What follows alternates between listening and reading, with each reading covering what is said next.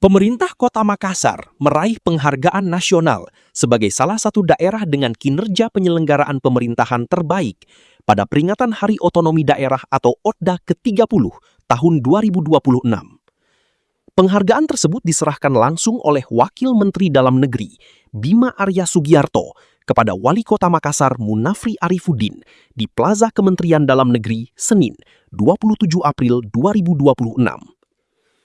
Penghargaan ini diberikan berdasarkan hasil evaluasi penyelenggaraan pemerintahan daerah (EPPD) yang dirilis Kementerian Dalam Negeri Republik Indonesia dengan skor 3,6171 dan status kinerja tertinggi.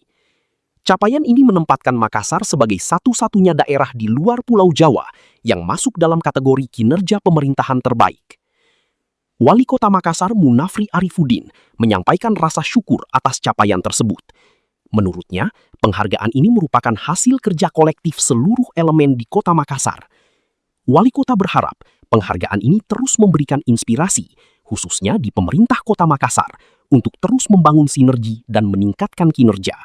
Penghargaan sebagai salah satu di kota dengan sistem penyelenggaraan kota terbaik.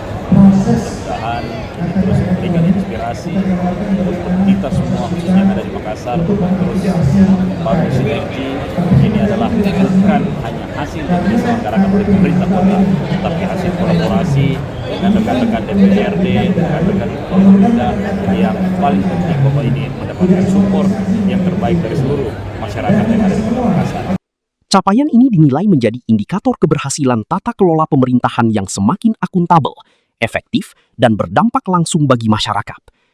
Evaluasi EPPD sendiri mencakup berbagai aspek, mulai dari tata kelola, pelayanan publik, hingga capaian pembangunan daerah. Miftahul Kolbi, Fajar TV melaporkan. Terima kasih telah menonton. Jangan lupa subscribe, like, comment, and share. Saksikan terus informasi terbaru dengan menekan tombol lonceng hanya di channel Fajar TV.